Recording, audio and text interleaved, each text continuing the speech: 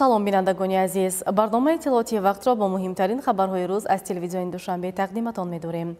Дар студия бо шумо Меҳринисои Абдуҳомид. Таваҷҷӯҳ намоед ба сархати хабарҳо. мулоқоти президенти ҷумҳурии Тоҷикистон муҳтарам Эмомалӣ Раҳмон бо роҳбарони ҳайатҳои прокуратураи генералии давлатҳои иштирокдори Иттиҳоди давлатҳои мустақил дар шаҳри Душанбе.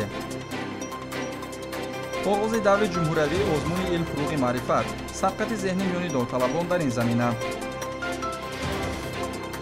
баргузории анҷумани ташкилоти ҷамъиятии Федератсияи пойгаҳ ва бузкашии ҷумҳурии Тоҷикистон баррасии мушкилоту дастоварди соҳа бо ширкати масъулин аз шаҳру навоҳии мамлакат. 21 октябр дар қасри миллат президенти ҷумҳурии Тоҷикистон пешвои миллат муҳтарам Эмомалӣ Раҳмон роҳбарони ҳайатҳои прокуратураҳои генералии кишварҳои иштирокдори Иттиҳоди давлатҳои мустақилро ки барои иштирок дар ҷаласаи 35 шӯрои ҳамоҳангсозии прокуророни генералӣ дар шаҳри Душанбе қарор доранд ба ҳузур пазируфтанд. Президенти кишвар муҳтарам Эмомалӣ Раҳмон таъкид карданд ки баргузории ҷаласаи навбатии шӯро дар давраи раёсати Тоҷикистон дар Иттиҳоди давлатҳои мустақил дар арафаи 30 солагии таъсиси он аҳамияти хоса дорад. Бо ишора ба нақши муҳими прокуратураҳо дар таҳкими қонуният ва таъмини тартиботи ҳуқуқӣ гуфта шуд ки дар давоми 13 сола кишварҳои иттиҳод низоми боэътимоди ҳамкориро барои таъмини қонуният ва мубориза бо ҷинояткорӣ бунёд кардаанд. Сарвари давлат аз натиҷаҳои мусбати ҷаласаи сарони давлатҳои Иттиҳоди давлатҳои мустақил ва ҳамоиши Осиёи марказии Русия ки чанде пеш дар шаҳри Душанбе баргузор гардиданд, изҳори қаноатмандӣ намуданд. Таъкид шуд ки зимни ҷаласаи шӯрои сарони давлатҳо барномаи 3 солаи ҳамкории кишварҳои иштирокдор оид ба муқоимат ба терроризм ва экстремизм барои солҳои 2026-2028 қабул гардид ки татбиқи он ба таҳкими сулҳу субот ва аҳамияти дар минтақа мусоидат менамояд. Дар ин зимн нақши калидии мақомоти прокуратура дар таҳкими заминаи ҳуқуқӣ, муносибатҳои байнидавлатӣ ва ҳамоҳангсозии фаъолияти мақомоти ҳифзи ҳуқуқ дар мубориза бо ҷинояткорӣ аз ҷумла коррупсия, экстремизм ва терроризм таъкид карда шуд. Дар идома иброз гардид ки ҷумҳурии Тоҷикистон ҷонибдори фаъоли талошҳои байналмилалӣ ва минтақавӣ дар самти мубориза бо терроризм ва дигар таҳдидҳо мебошад. Ҳамзамон ба зарурати таҳкими ҳамкории прокуратураҳо дар доираи Иттиҳоди давлатҳои мустақил ва дигар сохторҳои байналмилалию минтақавӣ ҷиҳати муқоимат ба ҷинояткории муташаккили фаромилӣ ва ҳама гуна зуҳуроти таҳдиду хатарҳои муосири амниятӣ ишора карда шуд.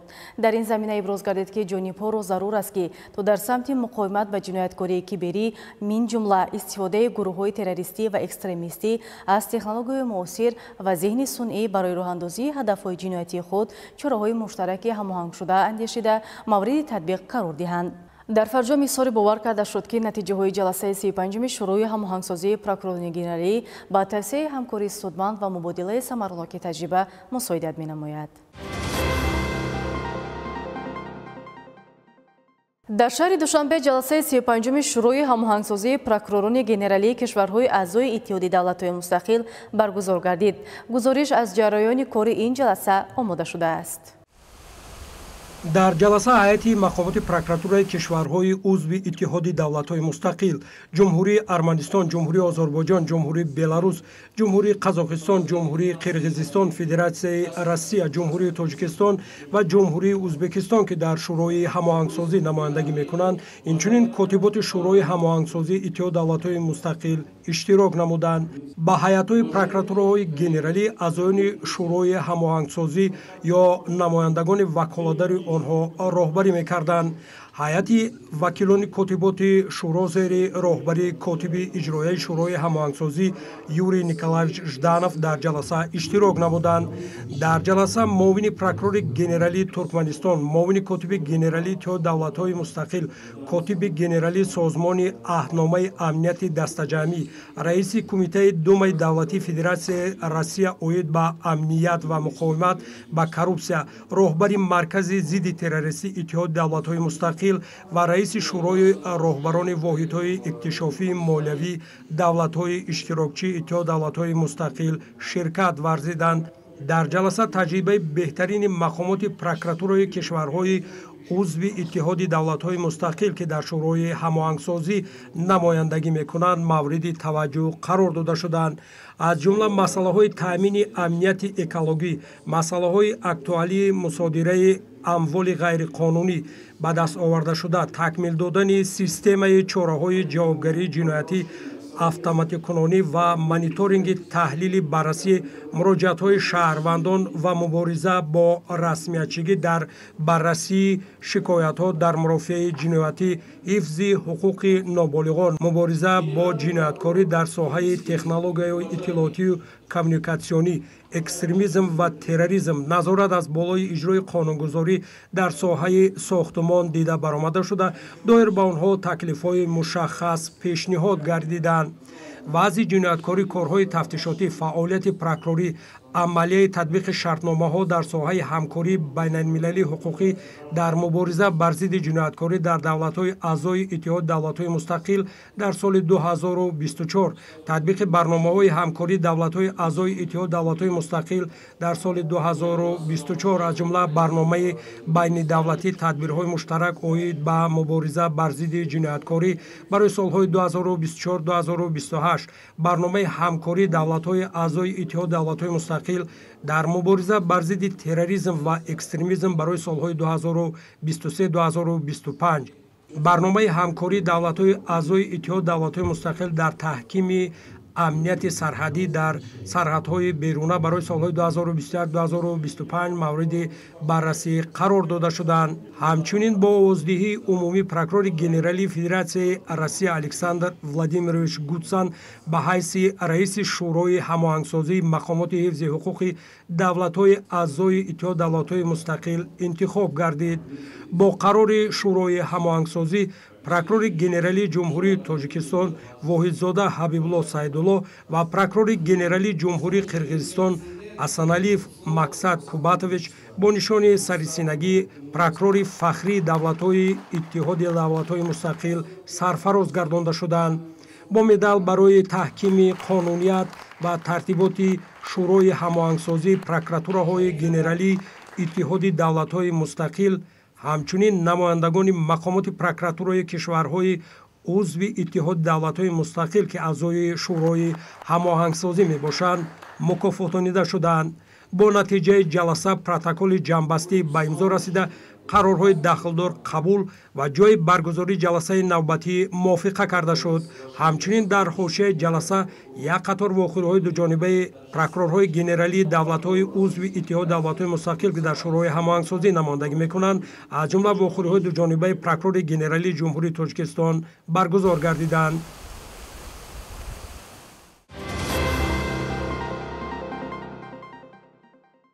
марҳилаҳои фаъоли машқҳои муштараки бародарии шикастнопазир 2025 бо баргузории чорабинии тантанавӣ дар тамрингоҳи фахроботи гарнизони Хатлон оғоз гардид. дар расми ифтитоҳи машқҳои мазкур сардори ситоди генералии қувваҳои мусаллаҳ, муовини якуми вазири мудофиаи ҷумҳурии Тоҷикистон, дабири кулли созмони аҳдномаи амнияти дастаҷамӣ ва дигар шахсони расмӣ иштирок доштанд. ҳадаф аз ташкилу баргузории чунин машқҳои калонмиқёси ҳарбӣ, табодули таҷриба, баланд бардоштани донишу маҳорати касбии хизматчиёни ҳарбӣ ва дар ин замина таъмини амнияту субот дар минтақа ба шумор меравад. гузориш аз маркази матбуот ва иттилооти вазорати мудофиаи ҷумҳурии Тоҷикистон. 20 октябр дар тамрингоҳи фахрободи гарнизони Хатлон маросими ифтитоҳи расмии машқҳои муштарак бо нерӯҳои сулҳҷӯёнаи кишварҳои созмони аҳдномаи амнияти дастҷамъӣ таҳти унвони бародарии шикастнопазир 2025 ва тамринҳои махсуси ҷузъутоми ҳифзи радиатсионӣ, кимиёвӣ, биологӣ ва ёрии тиббии созмони аҳдномаи амнияти дастҷамъӣ Мония 2025 баргузор гардид. дар маросими ифтитоҳи машқҳо сардори ситоди генералии қувваҳои мусаллаҳ, муовини якуми вазири мудофиаи ҷумҳурии Тоҷикистон генерал лейтенант Бобоҷон Саидзода, дабири кулли созмони аҳдномаи амнияти дастҷамъӣ Имангали Тасмагамбетов, сардори ситоди муштараки созмони аҳдномаи амнияти дастҷамъӣ генерал полковник Андрей Сердуков, намояндагони нерӯҳои мусаллаҳи ҷумҳуриҳои Беларус, Қазоқистон, Қирғизистон, Русия, Тоҷикистон ва дигар шахсони расмӣ иштирок доштанд. Поздравляю вас с началом совместного учения «Боевое братство 2025». Ура! Ура! Ура! ҷамъомади тантанавӣ бо садо додани сурудҳои миллии давлатҳо таҳти навои оркестри ҳарбӣ нафасӣ ва барафрохта шудани парчамҳои давлатии кишварҳои узви созмони аҳдномаи амнияти дастҷамъӣ дар майдони баргузории размоишҳои муштарак оғоз гардид.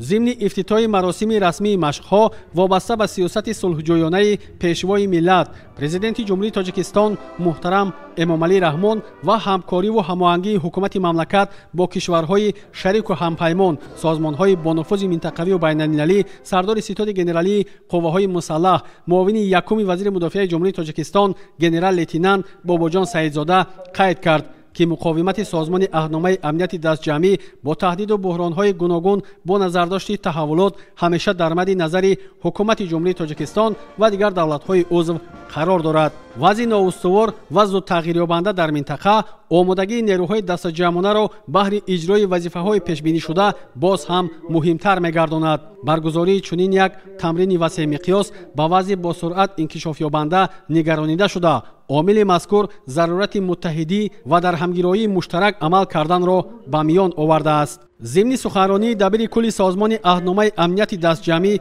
ایمانگلی تسمگامبتوف در نزد اشتراکچیان رزمایش‌های مشترک ذکر کرده شد که سران کشورهای اعضای این سازمان جهت رشد نیرو و توانمندی نظام امنیت دستجمعی در مبارزه با تهدیدهای زمان همه چاره‌های ضروری را می‌اندیشند. در شرایط پیچیده حربی سیاسی و نااستوار منطقوی نیروهای صلح‌جویانه سازمان اهنامه امنیت دستجمعی را ضرور است پیوسته در حالت‌های آماده باش قرار داشته باشند تا که در دایره مسئولیت سازمان ملل متحد و هم بیرون از آن عملیات صلح‌جویانه را انجام دهند.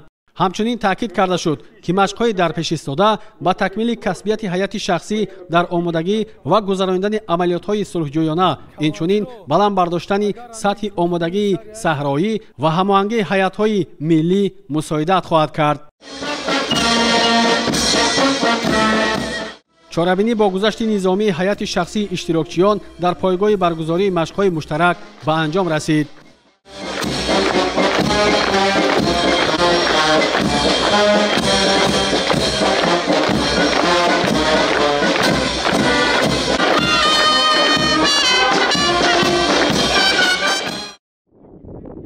قابل قید است که از 20 تا 24 اکتبر در تمرینگاه فخرآباد مرحله فعال مشق‌های مشترک با نیروهای صلح‌جویانه کشورهای سازمان اهنامه امنیت دستجمعی برادری شکست‌ناپذیر 2025 برگزار می‌شود.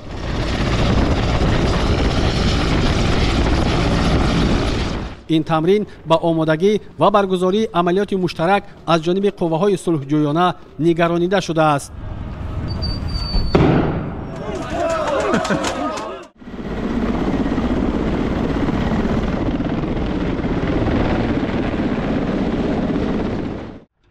در چهارچوب مشق‌های نوبتی بار اول تمرین‌های مخصوص با اشتراک جزء تام حفظ رادیاسیونی، کیمیایی و تامینات طبی برگزار می‌شود که هدف اصلی آن تامین امنیت بیولوژی به شمار می‌رود.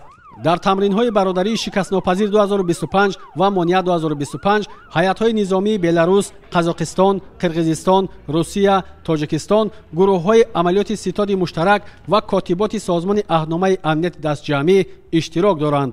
در این تمرین‌ها زیاده از 1500 نفر افسران و سربازان، بیش از 200 تکنیک‌های حربی، ماشین‌های مخصوص نظامی، چرخبال‌های جنگی و هواپیماهای بی‌سرنشین جلب می‌گردند.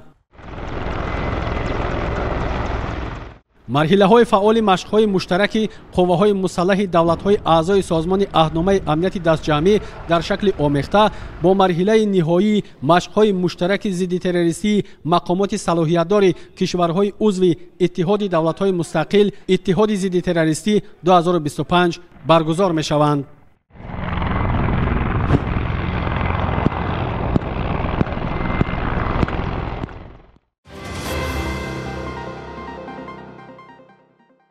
در شهر دوشنبه با اشتراک 667 داوطلب دوره نهایی آزمون جمهوری علم فروغ معرفت آغاز گردید. از اشتراکچیان دوره چهارم آزمون 227 نفر خواننده مؤسسه‌های تحصیلات میانه عمومی، 216 کس خواننده مؤسسه‌های تعلیمی شکل نو، 183 نفر دانشجو و 41 داوطلب با نماینده کسب و کار گوناگون تشکیل می‌دهد. ادامه در گزارش همکارانمان. даври чоруми озмуни ҷумҳуриявии илм фуруғи маърифат бо иштироки фаъолонаи донишҷӯёну омӯзгорон дар шаҳри душанбе оғоз гардид. дар маросими ифтитоҳ муовини сарвазири ҷумҳурии тоҷикистон, вазири маориф ва илми ҷумҳурии тоҷикистон, роҳбарияти муассисаҳои таҳсилоти олӣ ва намояндагони сохторҳои марбута иштирок намуда, аз нақши илм дар рушди ҷомеаи муосир таъкид намуданд. тавре иттилоъ дода шуд, даври сеюми озмун бо иштироки 4852 довталаб ҷараён гирифт. من سال دوم است که در این آزمون اشتراک میکنم از زمینه تکنولوژی اطلاعاتی. من در دوره یکم این آزمون سزاوار جای اول و در دوره دومش باشد سزاوار جای دوم گشتم و حالا باشد در دوره جمهوریوی اشتراک دارم. این سال دوم است که من در دوره جمهوریوی این آزمون اشتراک کرده شدم. зимни суханронӣ таъкид гардид ки дар даври сеюми озмун нисбат ба ҳамин давраи соли 2024 1275 довталаб зиёд иштирок намудааст. баргузории озмун давоми солҳои 2021-2025 нишон дод ки байни ҷавонону наврасони кишвар таваҷҷӯҳ ба омӯзиши илмҳои риёзӣ, дақиқ ва табиӣ ба маротиб зиёд гардида, он барои дарёфт ва тарбия намудани мутахассисони баландихтисоси самтҳои муҳандисию техникӣ заминаи устувор гузоштааст. довталабони озмун соли равон аз рӯи 8 номинатсия математика, физика ва астрономия, химия, биология, география, технологияи иттилоотӣ, зеҳни сунъӣ ва барномасозӣ, ихтироъкорӣ ва навоварӣ миёни ҳам рақобат доранд. من طول چندین سالها است که در آزمون‌های فنی از فن متماتیک اشتراک می‌نمایم.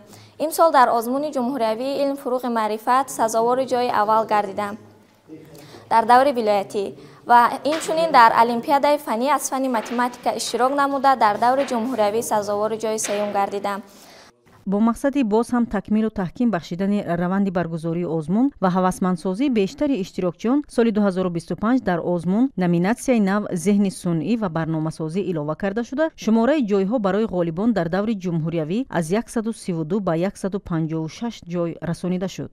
инчунин бо дастури сарвари давлат ҳаҷми маблағи мукофот барои ҳамаи ғолибони озмун 2 баробар зиёд карда шуда, барои озмун аз фонди захиравии президенти ҷумҳурии тоҷикистон 9 миллиону 220 ҳазор сомонӣ ҷудо гардид. муовини сарвазири ҷумҳурии тоҷикистон Дилрабо Мансурӣ бо рафти баргузории даври чаҳоруми озмун ки аз рӯи номинатсияи химия дар донишгоҳи миллии тоҷикистон оғоз гардид, шинос гардида баҳогузории шаффофу одилонаро аз ҳайати ҳакамони озмун талаб намуд.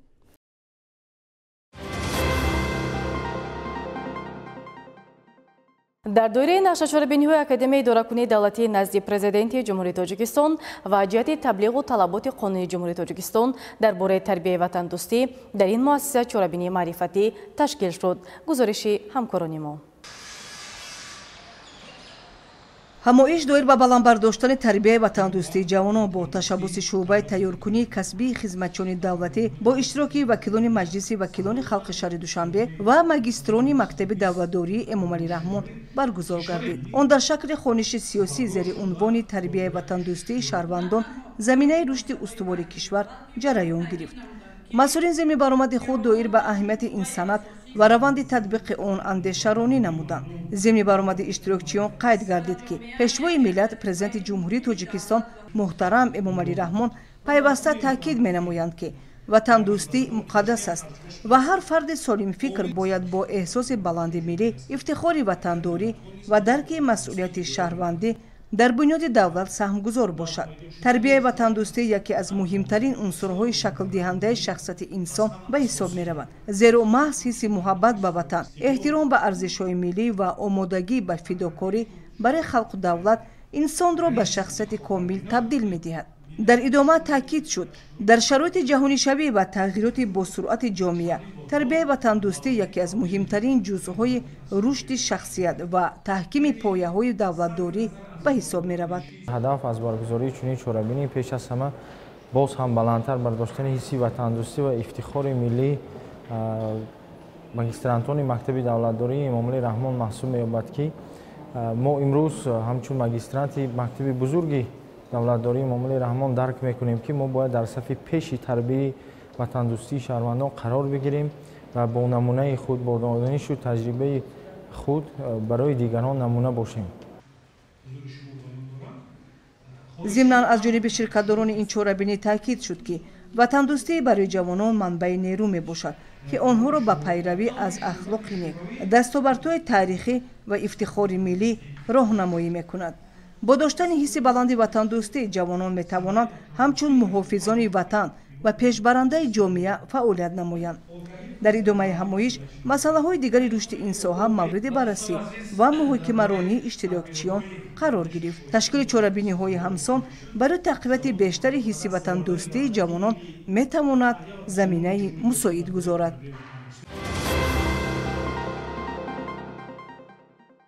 روبرت باغ فرهنگ و فروغاتی به نام ابوالقاسم فردوسی در دوره دستور سپارش‌های به‌واسطه رئیس شهر دوشنبه محترم رستمی امامعلی کارهای آبادانی و سازندگی را در حدود باغ وابسته به موسم سال پیوسته به راه می‌مانند.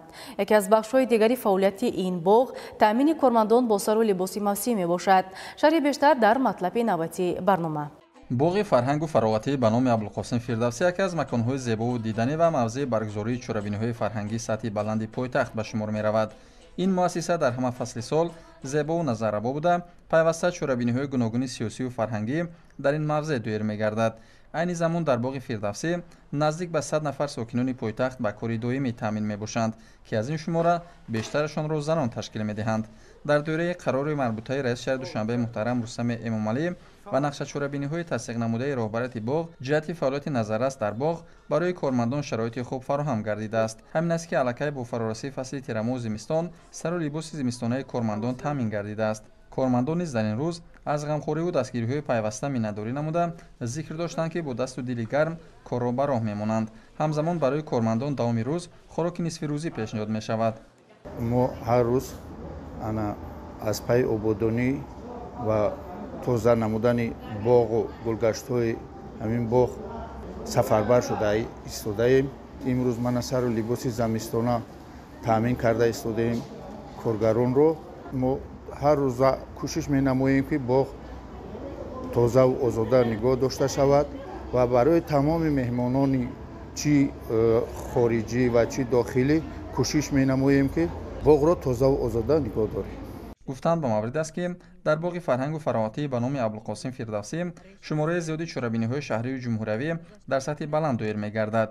ایده مهرگان از جمله آن چوره‌بینی‌های میباشد که در این مکان چند روز قبل با شکوه شامت خاصه تسجیل گردید که این از مکان موافق و مساعد بودن باغ شهادت می‌دهد. باعث قید است که تلاش و تدبیرهای پیوسته رئیس شهر دوشنبه محترم رستم امامعلی در سمت آباد و زیبا و سبز و خرمگردانی حدود باغ‌های فرهنگ و فراغتی شهر دوشنبه برگرفته از هدایت و راهنمایی‌های پرزیدنت جمهوری تاجیکستان پیشوای ملت محترم امامعلی رحمان دایر به سبزکاری و آبادکاری میباشد که این روند در حدود باغ منتظم عملی می‌گردد.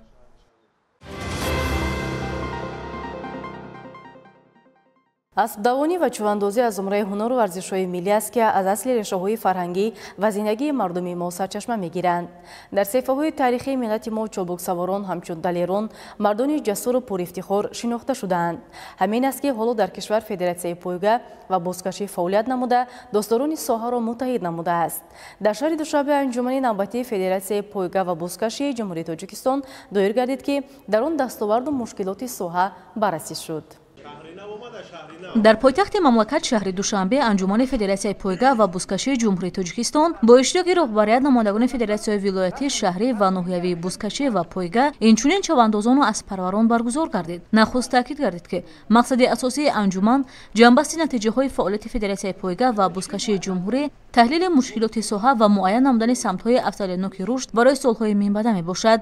در آغاز چوره‌بینی رهبریت فدراسیون از دستگیری پیوسته حکومت جمهوری تاجیکستان و توجه پیشوای ملت محترم امامعلی رحمان بر رشد و نمودهای ملی ورزش خصوصا بازکشی و اسب‌دوانی اظهار سپاس نمودند. ضمن انجمن نمایندگان شهر و ناحیه‌ها دایر به دستاوردها، مشکلات و تجربه کارهای انجام داده خود حسابات دادند. تاکید گردید که در سال‌های اخیر توجه جوانان به بازکشی و اسب‌دوانی زیاد پیشنهاد گردیده مسابقه‌های سطحی ولایتی و جمهوریوی با اشتراک صدها چابکسوار برگزار می‌گردند. همچنین مسائل مربوط به بهتر نمودن شرایط نگاهبینی اسب‌ها، بالا برداشتن سطح هنر چوباندازان، استفاده تجربه کشورهای پیشرفته در ساحه اسب‌پروری و جاری نمودن استانداردهای معاصر در مسابقه‌های بزکشی بررسی گردیدند.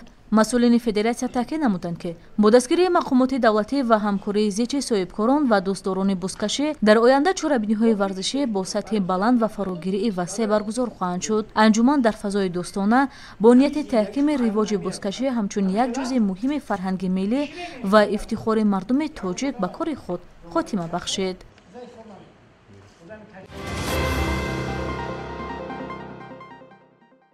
با مقصد در ضمیر نسل نورس بیدار نمودن حس زیبایی پرستی و ارجگذاری به زحمت دهقان همساله جشن مهرگان در مؤسسه‌های تا مکتبی نیز به طور شایسته استقبال می‌گردد.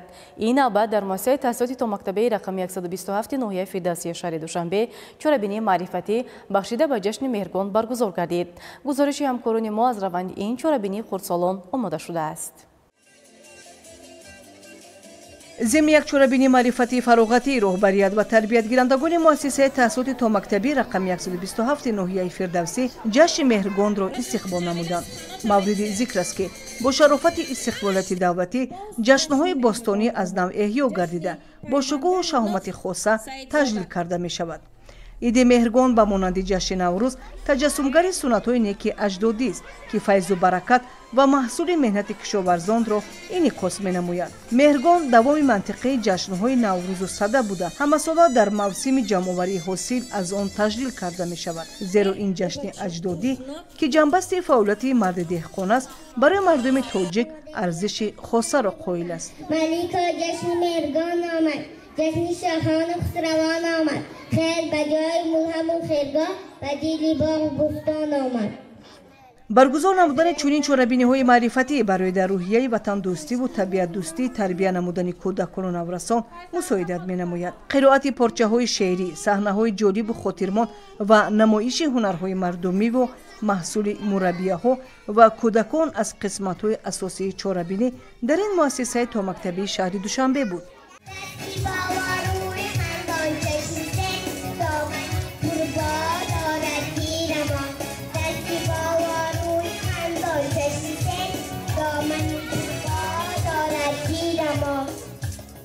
ضمن برآمد تربیت گیرندگان گفته شد که مهرگان عید جمع‌آوری حاصل رویانیده دهقان، عید فراوانی، شادی و نشاط، دوستی و رفاقت، وحدت و یگانگی و مهر و صداقت نسبت به زحمت یک ساله کشاورزان مملکت است که همه ساله در ماه اکتبر قید کرده می شود.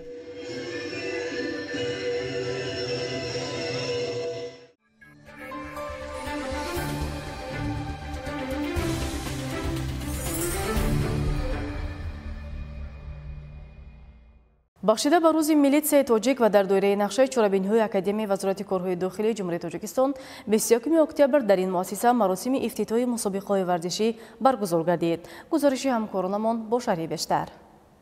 در مراسم افتتاح مسابقه‌های ورزشی رهبریت هیئت آموزگاران و کورسانتان اکادمی وزارت کارهای داخلی جمهوری تاجیکستان اینچنین نمایندگان مؤسسات تحصیلاتی نظامی کشور شرکت ورزیدند. سخن افتتاحی را معاون سردار اکادمی وزارت کارهای داخلی اوید به نظام ارائه نموده از اهمیت ورزش در تربیت کارمندان میلیتسیا یادآور شد. تاکید گردید که ورزش یکی از عنصرهای مهم آمادگی کسبی و اخلاقی هر خدمتچی مقامات کارهای داخلی به شمار می‌رود. هدف اساسی برگزاری چنین چورابینی‌ها تحکیم تربیت جسمانی، بالا برداشتن روحیه وطن‌دوستی و تقویت همکاری بین مؤسسات تعلیمی نظامی ارزیابی می‌گردد. مسئولین با برگزاری این چورابینی ورزشی که با اشتراک نمایندگان مؤسسات تعلیمی نظامی برگزار می‌گردد، نه تنها خاطره سنه‌های مهم تاریخی را پوز می‌دارند، بلکه دوستی کورسانتان و شنوندگان مؤسسات عالی نظامی را باز هم تقویت می‌دهند. این گونه واخوری‌ها و مسابقه‌ها به شبهه نه تنها روحیه ورزشی بلکه همکاری‌های کسبی، دوستی و احترام متقابل را تحکیم می‌بخشند. ورزش رمز صلح، نیرومندی، ارائه و وحدت است. او انسان را به قوی بودن، به هدف رسیدن و با احترام نسبت به رقیب رفتار کردن می‌آموزد. برای کارمندان مقامات حفظ حقوق، نظامیان و جوانان کشور، ورزش نه تنها راه سالم نگاه داشتن بدن است، بلکه وسیله مهمی است برای تشکل انتظام، احساس وطن‌دوستی و صداقت به قانون. طول 4 سال می‌شود که در اکادمی تحصیل می‌کنم. ما همه ساله جشن روز ملی سرا جشن می‌گیریم. طول 4 سال می‌شود که در این مسابقه سزار جاهای نمایان گشتیم. این سال کوشش میکنیم که مهارت ملکه خود را بیشتر کنیم، نشان دهیم. طول 14 سال میشود که به نام گشتینگ ملی مشغول هستیم. дар доираи чорабинии мазкур мусобиқаҳо аз намудҳои гуногун гӯштини миллӣ, волейбол, шоҳмот, теннис, тирпарони силоҳи пневматикӣ ва ба қисмҳо ҷудо кардани силоҳу аслиҳаи ҷангӣ баргузор мешаванд. дар ин мусобиқаҳо 6 даста аз муассисаҳои таҳсилоти низомии кишвар ширкат доштанд ки ҳар яке бо омодагии ҷиддӣ ва рӯҳияи баланди варзишӣ ба майдон баромаданд. чунин чорабиниҳо ки ҳамасола дар осонаи рӯзи милитсияи тоҷик баргузор мегарданд, на танҳо ба таҳкими ҳаёти солими ҷисмонӣ, балки ба боло бурдани эҳсоси ватандӯстӣ, садоқат ба касби пуршарафи милитсия ва тақвияти дӯстию ҳамкорӣ миёни ҷавонони низомӣ мусоидат менамоянд. тибқи иттилои масъулини мусобиқаҳо давоми 4 рӯз идома ёфта дар анҷом ғолибон ва беҳтарин иштирокчиён бо дипломҳо, ҷом ва тӯҳфаҳои хотиравӣ қадрдонӣ карда мешаванд.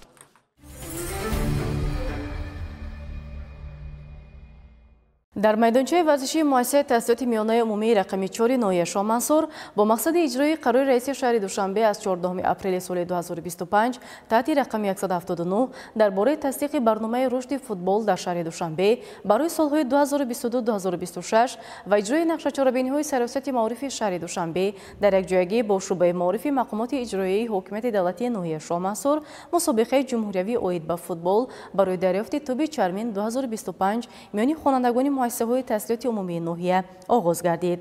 гузориши ҳамкорони мо дар ин бора. дар доираи нақшачорабиниҳои саросати маорифи шаҳри Душанбе дар якҷоягӣ бо шӯъбаи маорифи мақомоти иҷроияи ҳокимияти давлатии ноҳияи Шоҳмансур мусобиқаи ҷумҳуриявӣ оид ба футбол барои дарёфти тӯби чармин 2025 миёни хонандагони муассисаҳои таҳсилоти миёнаи умумии ноҳия оғоз гардид. дар маросими кушодашавӣ масъулини саросати маорифи шаҳри Душанбе, Федератсияи футболи Тоҷикистон, шӯъбаи маорифи мақомоти иҷроияи ҳокимияти давлатии ноҳияи Шоҳмансур ва дигар масъулини дахлдор иштирок ва суханронӣ намуданд. зимни баромадҳо таъкид гардид ки мусобиқаҳои варзишӣ миёни наврасон на танҳо барои ҷалби онҳо ба тарзи ҳаёти солим мусоидат мекунанд, балки дар таҳкими дӯстӣ, ваҳдат ва ҳамдигарфаҳмии ҷавонон нақши муҳим дорад. варзиш яке аз самтҳои муҳим дар сиёсати имрӯзаи ҳукумати мамлакат ба шумор рафта вай метавонад ки барои обу тоб ва тарзи ҳаёти солимро барқарор намудан як таъсири хубе дошта бошад. мақсад аз баргузории чорабинии мазкур дар он мебошад ки дарёфти чеҳраҳои хуб оид ба футбол ва он хонандагоне ки имрӯз метавонанд дар як сатҳи баланд касбияти хешро нишон медиҳанд ва ба мусобиқаҳои байналмилалию ҷумҳуриявӣ пешниҳод намудани хонандагон ва наврасони имрӯза мебошад. ҳамчунин дар идома бозии ифтитиҳоии мусобиқа миёни дастаҳои таълимгоҳҳои ноҳия оғоз ёфт ки бо рӯҳияи баланд ва ҳунари хуби варзишгарон ҷараён гирифт. дар ин раванд муҳлати баргузории бозиҳо ва тартиби марҳилаҳои баъдӣ аз ҷониби кумитаи ташкили мусобиқа муайян карда шудааст ки он то 1 ноябри соли 2025 дар майдончаҳои варзишии муассисаҳои таълимии рақами 4 ва 35 бо иштироки 12 даста идома меёбад. қайд кардан зарур аст ки мусобиқаи тӯби чармин яке аз анъанаҳои соҳаи маориф ва варзиш ба ҳисоб рафта ҳар сол бо иштироки шумораи зиёди хонандагони фаъол ва дӯстдорони футбол баргузор мегардад. ин иқдом ба баланд бардоштани сатҳи омодагии ҷисмонӣ, рушду малакаҳои варзишӣ ва тарбияи насли солим нигаронида шудааст.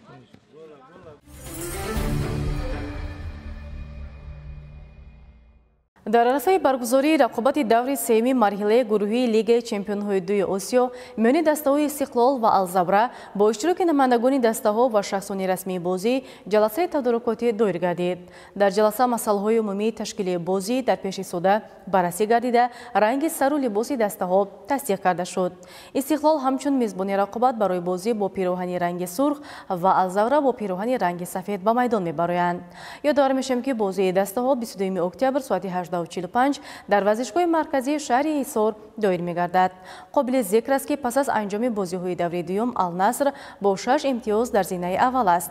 Алзавра ва Истиқлол 3 имтиёз дошта мутаносибан дар зинаи дуюм қарор доранд. бинандагони азиз, ин буд ҳамаи он хабару гузоришҳое ки тӯли чанд лаҳза тақдими шумо намудем. хона ободу сарбаланд бошед.